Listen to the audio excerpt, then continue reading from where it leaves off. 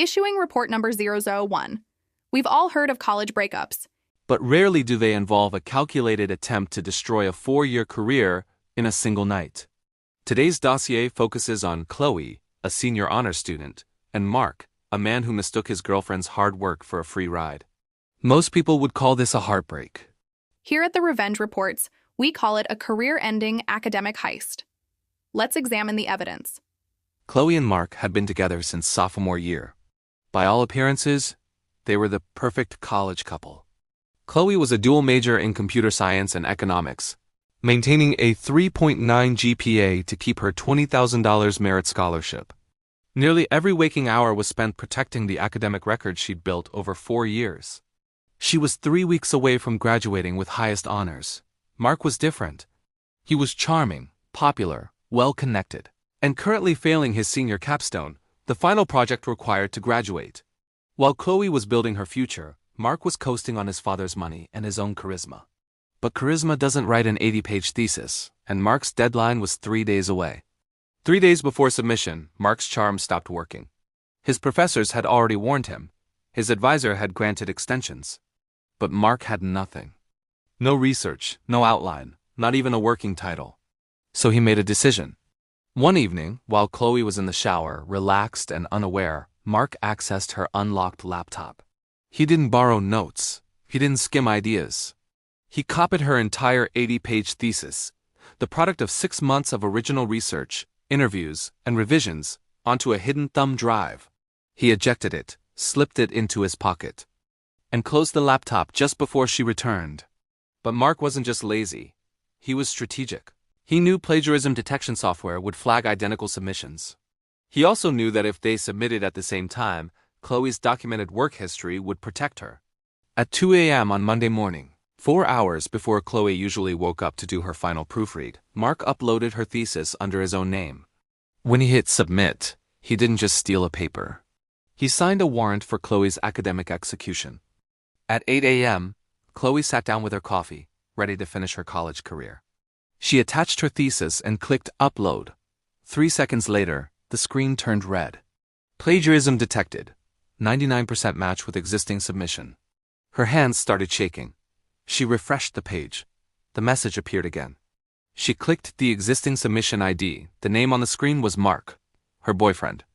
The person she trusted with her laptop password, her research, and her academic life.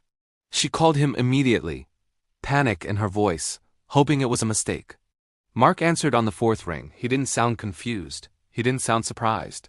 He sounded calm. "I don't know what you're talking about," he said. "I've been working on that paper for weeks." "Maybe you're just stressed." Mid-sentence, the call dropped. He'd blocked her. 10 minutes later, Chloe received an automated email from the dean of students. Her scholarship was suspended pending investigation. Her graduation status was placed on hold. Her faculty advisor was copied on the notice. In less than 20 minutes, 4 years of perfect academic work had been called into question. Mark had successfully framed the victim as the villain. And he knew exactly what he was doing. Most people would have panicked. Chloe didn't. What Mark didn't account for was Chloe's computer science background. She understood that every digital action leaves a trail. Every login, every file transfer, every timestamp. She didn't go to the dean to plead. She went to her computer to build a case. Every edit timestamped, every revision documented. It showed her work evolving in real time. Next, she accessed her home router logs. The logs showed Mark's laptop connecting to the network at 2:14 a.m. on the night in question. They also recorded an 82-megabyte file transfer, the exact size of her thesis copied to an external drive. Then Chloe remembered something else. Months earlier, small items had gone missing. A sweater, headphones, cash. Quietly, without confrontation, Chloe had installed a small security camera on a bookshelf facing her desk. She had nearly forgotten about it, until now. The footage showed Mark hovering over her laptop, glancing toward the bathroom door. His hands shook as he inserted the thumb drive. He navigated directly to her thesis folder, dragged the file, waited for the transfer to complete, and ejected the drive. The evidence was complete. Cases like this often take weeks to resolve. But the volume and clarity of digital evidence left little room for interpretation. Still, Chloe didn't send it immediately. She wanted Mark to feel safe first.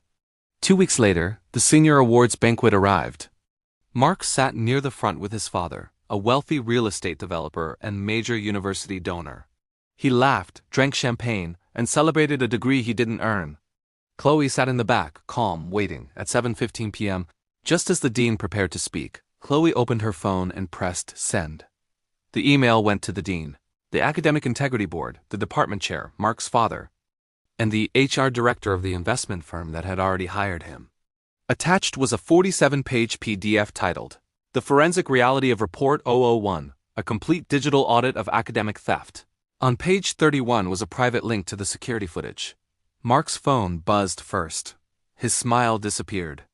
Then his father's phone buzzed. His father watched the video. He stood up, leaned down, and said something to Mark that drained the color from his face. At the same moment, the dean paused mid-sentence. He checked his phone, whispered to the provost, and stood up. Before the main course was served, Mark was escorted out of the banquet by campus security. In front of 300 peers, in front of his father, in silence. The fallout was immediate. Mark was expelled within 48 hours. His degree was revoked. His name was removed from the graduation program. His father cut him off financially and informed the investment firm that Mark was a liability. The job offer was rescinded the next day. Mark now works at a warehouse 2 hours from campus and lives in a studio apartment he can barely afford. Chloe received a formal public apology. Her scholarship was reinstated with an additional grant for extraordinary resilience. She graduated with highest honors and was awarded the university's first ever Ethics in Research Prize.